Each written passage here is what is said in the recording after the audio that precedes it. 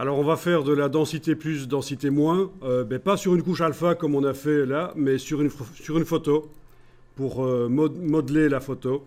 Donc vous allez dans un navigateur web, et on va aller chercher une photo.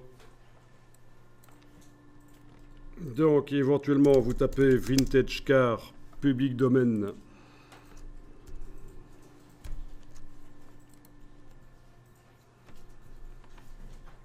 Et là, vous allez pouvoir choisir la photo que vous voulez. Mais tant qu'il y a un décor, attention, prenez pas une voiture sur un fond blanc comme celle-ci, ça ne sera pas génial. Ça marchera qu'à moitié ce qu'on veut faire ici.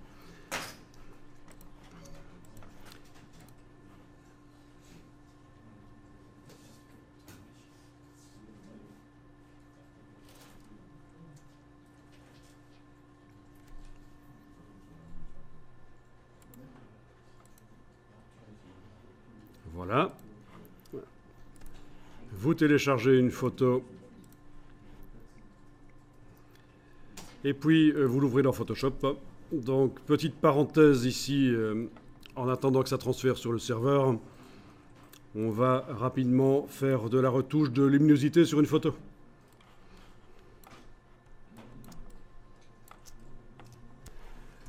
Alors, les outils densité plus, densité moins peuvent servir à donner du punch aux photos, modeler les lumières. Bon, c'est assez simple en fait. Vous prenez l'outil densité plus ou l'outil densité moins et vous allez assombrir ou éclaircir certaines parties. Donc avec une brosse assez grande en général, en visant éventuellement ce qui est déjà foncé, mais pas nécessairement. On peut aussi viser les tons moyens pour faire ressortir le sujet en fait. Pour donner de la densité aux photos. Par exemple, dans la photo que j'ai choisie, le sol était fort clair. Je peux lui donner plus de densité grâce à ça. Ensuite, je peux aussi aller sur la voiture avec l'outil densité moins pour essayer de faire ressortir les reflets.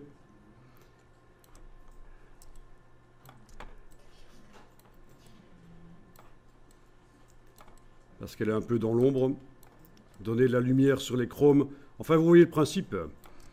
C'est un travail qui, encore une fois, avec une tablette graphique, serait encore mieux qu'à la souris, bien sûr.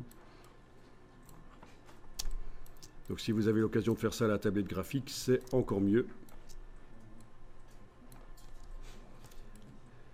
Donc l'outil densité plus, densité moins, les outils densité plus, densité moins ne servent pas que lorsque on travaille des couches alpha pour les améliorer, mais ça peut servir aussi à retoucher des photos. C'est vraiment ça qui peut faire la différence.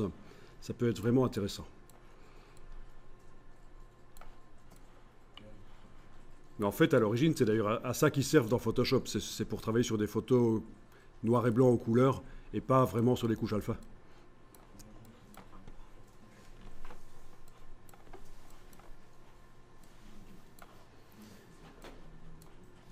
Bon, j'ai vu que vous connaissez l'historique, en fait. Ça, c'est bien. Vous connaissez tous l'historique? Bon. Menu fenêtre historique vous permet de passer de l'état avant retouche à l'état après retouche. Donc, l'état avant retouche, c'est l'instantané qui s'est créé là au-dessus. Est-ce que vous savez comment, au niveau de l'historique, vous savez comment modifier le nombre d'actions que ça peut stocker? Comment utiliser l'état d'historique pour être créatif aussi, en allant repuiser une partie de l'image telle qu'elle était à un certain moment de sa création? On va voir ça.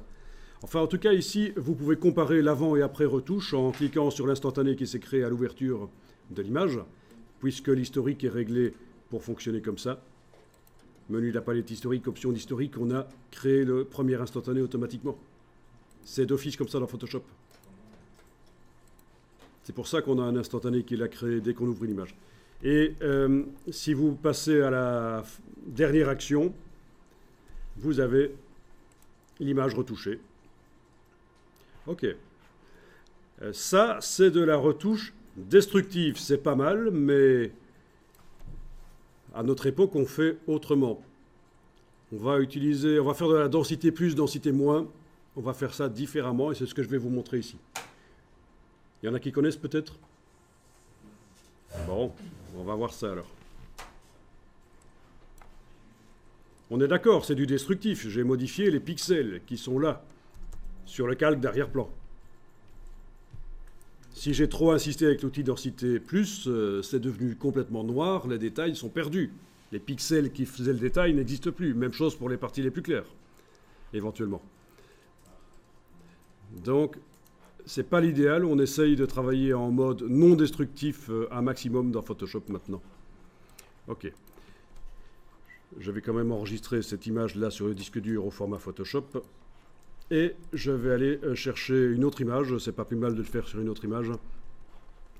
Et cette fois-ci, on va faire de la retouche densité plus, densité moins, mais du non destructif. En voilà une qui a l'air bien pourrie.